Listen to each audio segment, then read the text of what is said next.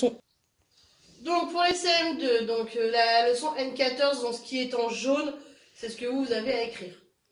Un pourcentage indique la part d'un tout s'il y avait 100. Donc ça c'est ce que j'ai dit.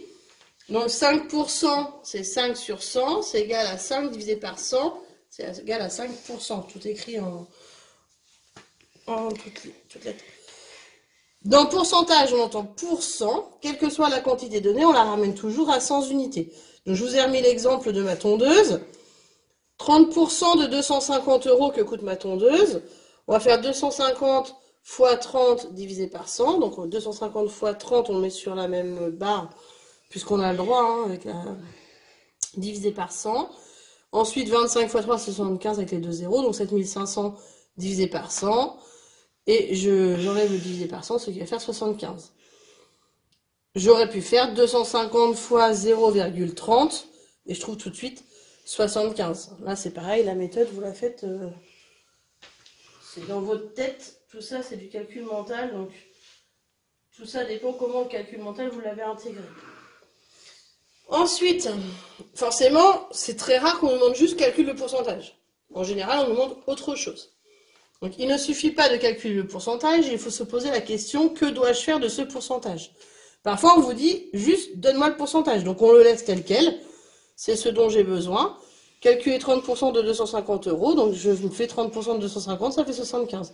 Avec cette méthode-là. Parfois, on vous dit d'enlever le nombre de départ. C'est par exemple une remise, une réduction. C'est les soldes, quoi. Donc, l'exemple, 30% de réduction sur 250 €, c'était mon exemple de ma tondeuse, j'avais 30% de réduction, signifie qu'on enlève 30% à la quantité de départ.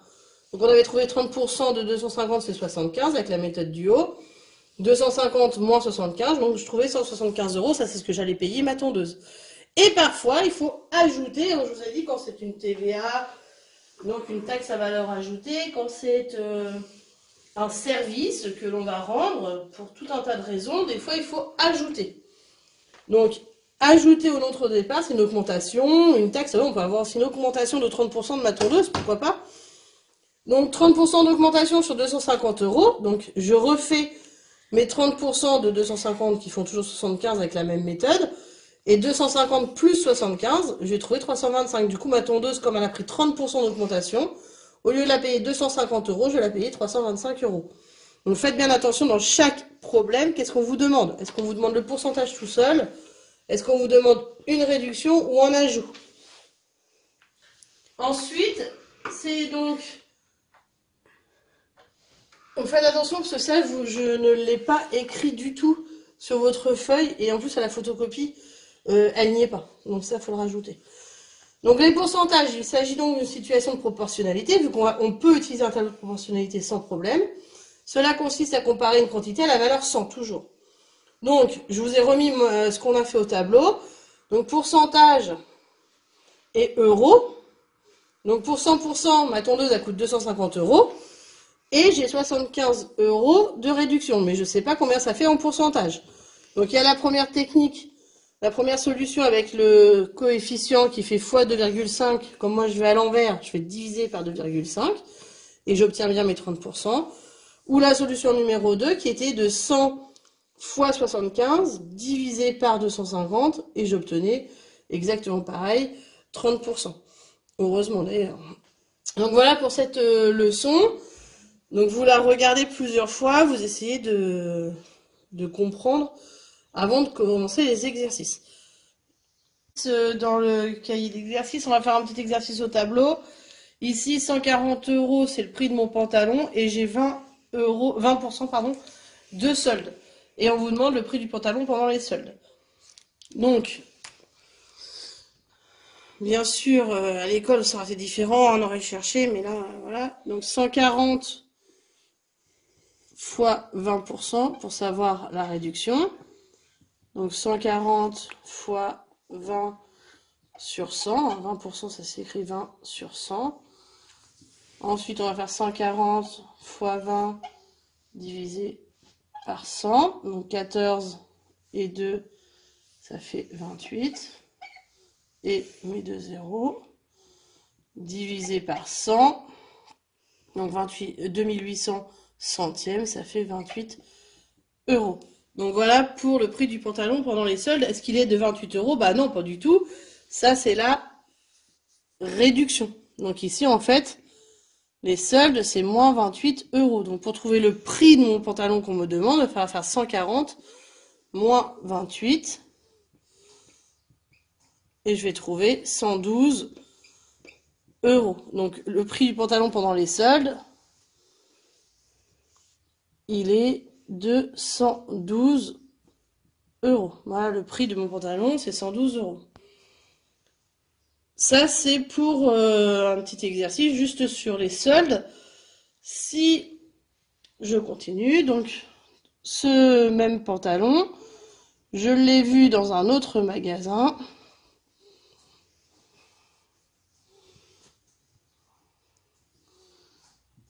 Avec le prix qui était barré et où c'était écrit 126 €. Donc, il n'est plus à 140 € dans ce magasin-là, il est à 126 €. Et là, la question, c'est quel est le pourcentage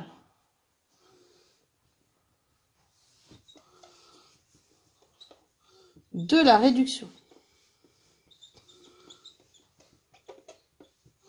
Voilà. Donc là, déjà, il faut savoir c'est quoi la réduction. Parce qu'on vous demande le pourcentage de la réduction. Déjà, il faut savoir c'est quoi la réduction. Donc pour savoir la réduction, il suffit de faire 140 moins 126. On va savoir combien il y a de différence. Donc 140 moins 126, j'ai 14 € de réduction. Donc déjà, j'ai 14 € de réduction. Maintenant, là, je vais être obligée d'utiliser mon tableau parce que comme ça, c'est pas possible. Donc, je vais refaire mon petit tableau avec mes pourcentages et mes euros. Donc, le prix de départ, c'était 140 €, c'est mes 100%. C'est mon prix de départ. 100%, si je paye entièrement mon pantalon, je paierai 140 €. Je sais que j'ai une réduction de 14 €. Donc si je fais la méthode, on va dire traditionnelle du tableau, je vais faire comment je fais pour passer de 100 à 140, je fais fois 1,4. Du coup, je vais faire ici 14 divisé par 1,4 pour trouver. Bon, moi, je vous ai dit, moi, cette méthode-là, elle me plaît moyen, parce qu'il y a toujours des virgules, on risque de se tromper. Donc moi, là, je fais l'autre méthode. Donc 100 fois, on a dit, bon, comme ça, donc 100 fois 14, ça c'est facile à calculer, même de tête, divisé ensuite, dans ce sens-là, c'est divisé par 140, donc 1400 divisé par 140, on voit qu'il n'y a que le 0, c'est donc égal à 10. Je n'ai pas besoin de la poser, bien l'avantage. Et du coup, le résultat, c'est égal à 10%. Du coup, j'aurai 10%. Donc, quel est le pourcentage de la réduction? Le pourcentage